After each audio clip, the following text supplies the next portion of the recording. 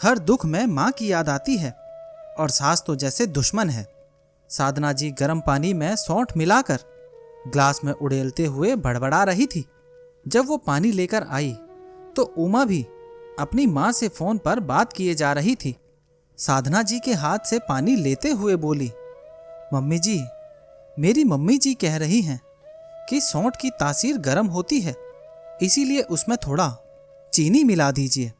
उमा ने कहा तो साधना जी को एक बार फिर गुस्सा आ गया। अगर उमा अभी गर्भवती ना होती तो वो उसे समझाने की कोशिश करती कि यूं हर बात पे माँ को अपना छोटा छोटा दुख बताना ठीक नहीं। अभी गर्भ का 7वां महीना चल रहा था, सब कुछ सामान्य था।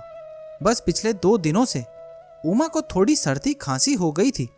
उसे अभी दवाई देना ठीक नहीं था, इसीलिए साधना जी घरेलू काम घर नुस्खे से ही उसकी सर्दी खांसी ठीक करने का उपाय कर रही थी। अभी उमा की बातें सुनकर वो बिल्कुल उदास हो गई थी कि मैं तो इतना ध्यान रखती हूँ, फिर भी उमा हर बात पर अपनी मम्मी को ही क्यों पूछती रहती है। उन्होंने इस बारे में सोचा वो एक बार उमा की मम्मी से जरूर बात करेगी कि उनका यूं बार बार उमा को फोन करना, नसीहत देना और उमा का सिर्फ अपनी मम्मी की बात मानना, ऐसी बातों से उन्हें अपना अस्तित्व छोटा प्रतीत होता है, जबकि वो अपनी तरफ से उमा की देखभाल में कोई कमी नहीं रखती। पर उन्होंने सामने से उमा को कुछ नहीं कहा। वो गर्भावस्था में ऐसा कुछ भी नहीं बोलना चाहती थी जिससे उसे बुरा लगे। वैसे भी साधना जी बहुत मितभाषी और सौम्य व्यक्तित्व वाली महिला थी। सोचा सही समय आने पर इस बारे में उमा से बात करेगी। ये सोचकर वो शाम की चाय बनाने चल दी। थोड़ी ही देर में दीपक और उसके पापा आने वाले थे। अभी शाम की चाय से फारिग ही हुए थे कि उमा की मम्मी पार्वती जी आ गई। वो बेटी के लिए बहुत सारा खाने पीने का सामान लेकर आई थी। उन्होंने आते ही उमा से भी पहले साधना जी को गले लगाकर धन्यवाद दिया कि वो उमा का ख्याल कितने अच्छे से रख रही हैं, जितना वो खुद नहीं रख पाती थी। इससे साधना जी के मन का दुख कुछ कम तो हुआ, पर साथ ही मन में एक सोच उभर कर आई कि अगर ऐसा है तो खुद क्यों अपनी बेटी उमा के साथ जब तब फोन पर लगी रहती है। साधना जी आज भी चाहकर भी नहीं कह पाई कि अगर उमा का ध्यान वो अच्छे से रख रही है तो उनका बार बार उमा की जिंदगी में दखल अंदाजी उनको पसंद नहीं।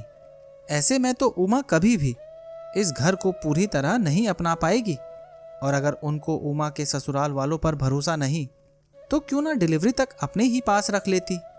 गुस्से में सिर्फ मुस्कुराकर चुप रह गई। साधना जी की एक आदत थी, जब उनको कोई तकलीफ होती और वो किसी को बता नहीं पाती तो उनका अनकहा तो उनकी आंखों से आंसू के रूप में निकल जाता था। आज भी यही हुआ। दोनों माँ बेटी जब आपस में बतियाते हुए उनकी उपस्थिति को भूल गई तो साधना जी की आंखों में आंसू आ गए, जिन्हें छुपाने को वो रसोई घर की तरफ मुड़ गई। उनके पति प्रमोद जी रसोई में पानी लेने के लिए आए ही थे कि अपनी पत्नी की आंखों में आंसू देखकर चौंक पड़े। पूछा तो अपने आंसू पोंछकर वो चुपके से अपने पति के कानों में फुसफुसा कर बोली, ये जो उमा अपनी हर समस्या, हर दुख में अपनी माँ को याद करने लगती है, इससे उन्हें भी उमा को समझाने में बड़ी प्रॉब्लम हो रही है। क्या हम इसका अच्छे से ख्याल नहीं रख रहे, जो बात बात पर इनकी मम्मी का फोन आ जाता है या कभी खुद आ टपकती हैं। प्रमोद जी मुस्कुराते हुए बोले, माँ है वो, माँ और सास में बहुत अंतर होता है, तुम भी समझा करो। यूं अगर पार्वती जी ने तुम्हें रोते हुए देख लिया तो क्या सोचेगी, इस बारे में बाद में बात करेंगे। अभी रोना वोना छोड़कर उनके साथ बैठो, वरना समधन को बुरा लगेगा। प्रमोद जी का कहना सही था। अतः वो खुद को सामान्य बताते हुए चाय बनाने लगी। चाय के उबलते पानी के साथ उनके मन में कई विचार एक साथ उत्पन्न हो रहे थे। वो याद करने लगी कि वो कितनी खुश थी जब उनके लाडले बेटे दीपक की शादी थी। उमा कैसी गुड़िया जैसी लग रही थी। 2 साल पहले जब दिल्ली के कॉलेज प्रोफेसर शर्मा जी की बेटी का रिश्ता जब उनके बेटे दीपक के लिए आया था तो उन्हें कुछ नज़दीकी रिश्तेदारों ने समझाया था कि एक ही शहर में मायका और ससुराल दोनों होने से अक्सर परेशानी हो जाती है। लड़कियां ससुराल को ठीक से अपना नहीं पाती। पर तब उसे उमा बहुत भोली भाली मासूम सी लगी थी।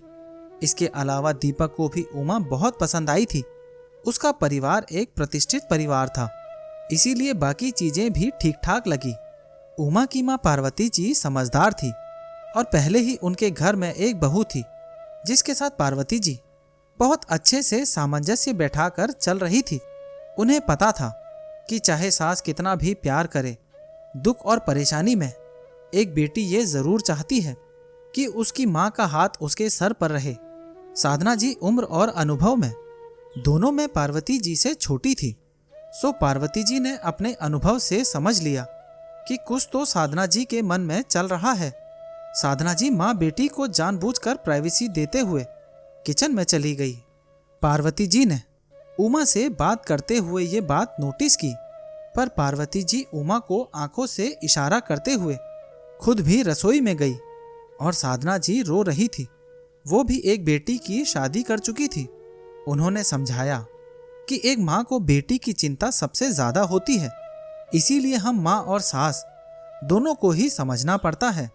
आपने देखा नहीं, मैंने जानबूझकर उसे डिलीवरी के लिए यहाँ छोड़ रखा है ताकि आप सब से उसका रिश्ता और बढ़े। अब साधना जी की समझ में कुछ कुछ आने लगा था कि उमा धीरे धीरे उन्हें और इस घर को अपना समझने लगेगी। उन्हें अपनी समधन की समझदारी पर बहुत गर्व हुआ। अब उनका मन बहुत प्रसन्न था।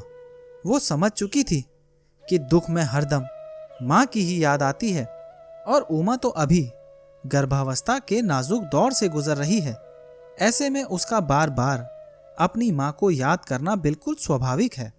साधना जी के मन का मैल अब धुल चुका था। उन्हें अब उमा और पार्वती जी से कोई शिकायत नहीं थी। उल्टा वो पार्वती जी की दिल से शुक्रगुजार थी जिन्होंने उन्हें कोई काम की बात बताई थी। कहाँ तो साधना जी सोच रही थी कि पार्वती जी जरूर अपनी बेटी को मेरे खिलाफ भड़का रही होंगी, और कहाँ वो उमा और उनके बीच भावनाओं के पुल बनाने की कोशिश कर रही थी जिससे उन दोनों में भी माँ बेटी की तरह एक अच्छा रिश्ता पनप सके। तो दोस्तों, ये कहानी आपको कैसी लगी और इस कहानी के बारे में आपकी क्या राय है, नीचे कमेंट बॉक्स में ज़रूर बताना। और अगर अभी तक आपने चैनल को सब्सक्राइब नहीं किया है तो सब्सक्राइब कर लेना।